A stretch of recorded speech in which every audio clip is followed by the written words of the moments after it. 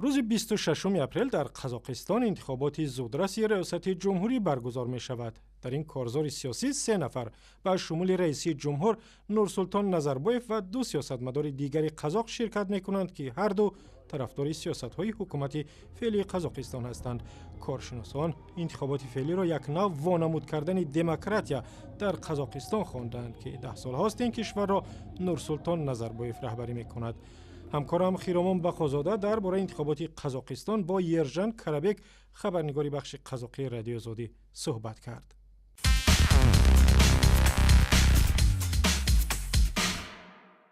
یرجان سلام. روز 26 اپریل در قزاقستان انتخابات پیش از مهلت برگزار می شود. این انتخابات نوبتی است که نه در مهلت قانون مقرر کرده یعنی سال 2016 بلکه 1 سال پیشتر برپا می شود. گروه‌های رو به حکومت که این پیشنهاد را قانونی کردند دلیل آوردند که در شرایط عمیق رفت بحران اقتصادی ضرور است که مهلت صلاحیت‌های نظربایف تمدید شود. تا کجا دلیل آنها قابل توجیه است؟ طور شما هم گفتید نورسولتان نظربایف الکی نزدیک 26 سال می شود که در سر قدرت در قزاقستان است. سال 1989 وی بعد پخش خونین آشوبها از جانب رهبر پیشین جمهوری شوروی قزاقستان کالبین سر قدرت آمد و اولین بار سال آیندهش یعنی در انتخابات رسمی 24 اپریل سال 1990 پیروزی را به دست آورد. آن وقت انتخابات در پارلمان برگزار شده بود. تاریخ گواه است که امروز در بعضی کشورها رهبران باقی مانده اند که حتی 40 سال سر قدرت هستند مثل زیمبابوه. واقعیت این است که در کنار دولت‌های پیشرفته دموکراتی این گونه نمونه‌ها هم هستند.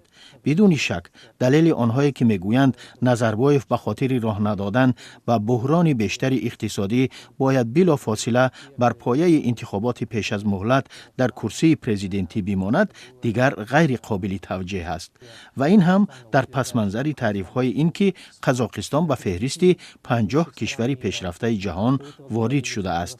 پس این دلیل‌ها یک نیرنگ بیش نیست. Это, конечно, все от лукавого.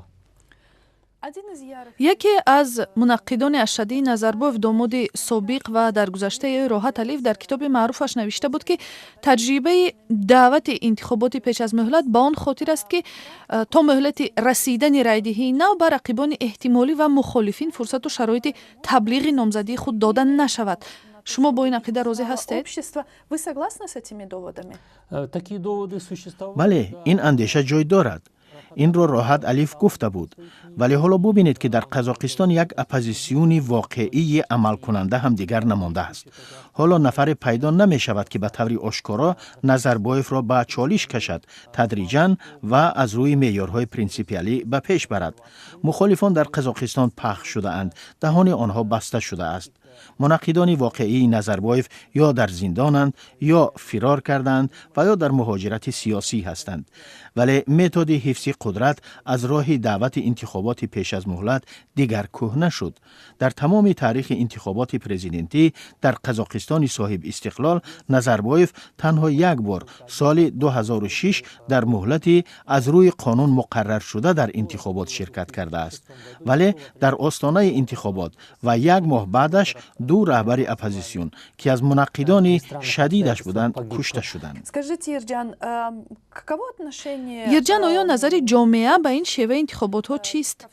حتی اگر این را به نظر گیریم که نتیجه های نظرپرسی ها نه همیشه واقعیت را انعکاس می کنند، مگر می شود گفت که جامعه قزاقستان هیچ نوآوری نمی خواهد؟ К сожалению, у нас на руках нет альтернативных. متاسفانه در قزاقستان تحقیقات اجتماعی بی‌غرضانه کیها انجام نمی شود که ما حداقل معلومات تخمینی را درباره اندیشه های مردم به انتخابات پی در پی پیش از مهلت پرزیدنتی و گاه پارلمانی بدانیم.